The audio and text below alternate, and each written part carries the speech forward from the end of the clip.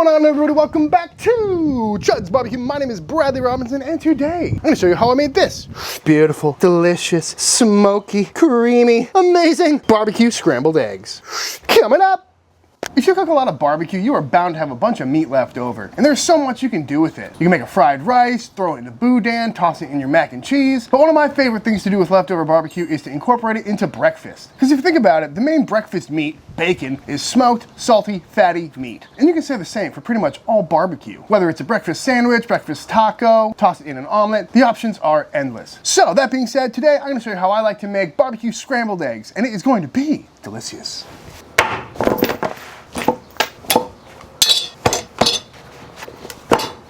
These are some barbecue leftovers.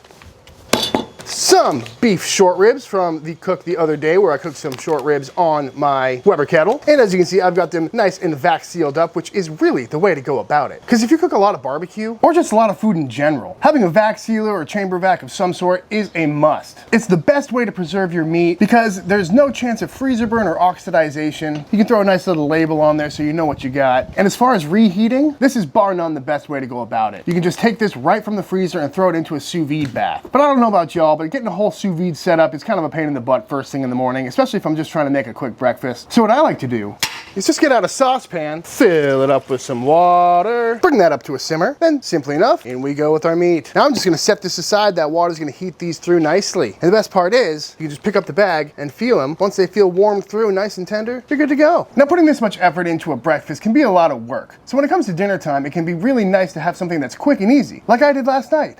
This video is brought to you by HelloFresh, America's #1 meal kit. With HelloFresh, step-by-step recipes are super easy to follow, and pre-proportioned ingredients help cut down on meal prep time, making cooking weeknight meals effortless. With veggie, pescatarian, fit and wholesome, and dozens of other meal kit options, HelloFresh can help you reach your goals while making home cooking much more approachable. It's also a great way to eat more sustainably. Nearly all the packaging is recyclable, and because all ingredients are pre-proportioned, it means less prep for you and less food waste, because they only give you what you need for the specific meal. But most importantly, all the meals are delicious. This meal in particular was my favorite one yet. It came together in about 30 minutes and was thoroughly enjoyed by my girlfriend and I. She made sure to keep the recipe card so we could make it again in the future. So if you're looking for a little help in the kitchen, want to pick up some new tips and tricks, diversify your weeknight meals, and spend less time at the grocery store, go to HelloFresh.com and use code ChudsBBQ16 for up to 16 free meals plus 3 surprise gifts. Again, that's HelloFresh.com, use code ChudsBBQ16 for up to 16 free meals plus 3 surprise gifts. Thank you, HelloFresh. Before we start cooking our eggs, let's get everything meased out. Starting with some cheese, because who doesn't love a cheesy scrambled egg? And you always want to do fresh grated, folks. The pre-grated stuff is covered in potato starch and whatnot, which you don't want in your eggs. Ooh. Next up, some scallions. I was gonna use chives, but the store was out, unfortunately. Beautiful. And now, let's get our eggs ready, using my new pan from Babby. Thanks for sending me the whole set, man. Appreciate it. In we go with 4 eggs today, as well as a healthy knob of some butter. And now it's time to channel my inner Gordon Ramsay. So, on the heat we go. It's like a risotto, can't stop moving. So with my little spatula here, we're just gonna whisk these up, moving it on and off the heat so nothing overcooks.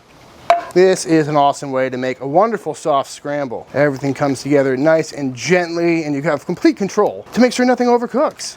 And I don't think I'm gonna add any salt or pepper to these eggs, just because those beef ribs are full of both of those things, and the cheese has some salt, and so does the other things we're gonna add on top of this. So we're just gonna go for a nice, easy scramble right now. Make sure nothing's clinging or burning onto the sides, and as you can see, we're already getting some nice curds in there. That butter makes it look so velvety. Gotta go with the Irish butter, folks. And once these come up to a nice looking custard, just like this, it is time to kill the heat and add in our cheese. Oh yeah, little cheddar cheese. Yes, please. Mix that back in, and the residual heat in this pan will continue to cook these eggs and melt the cheese until you can get the perfect texture for your scrambled eggs. I like it a little bit on the softer side, and that is looking perfect to me. So now I'm gonna go in with a little bit of some crema, AKA Mexican table cream, AKA sour cream. That's gonna add some richness, some body. It's also gonna help cool these eggs off so they don't overcook in this pan. Looking good to me. Let's bust out that barbecue. And as you can see, those went from frozen to piping hot and nice nice and tender. And the time it took me to cook some scrambled eggs. Oh, that smells heavenly. I mean, look at that, folks. That looks just as good as the day I made it. Nice and tender, pull apart, nice and juicy. I'm gonna take some of these barky pieces. I'm gonna just give them a rough chop.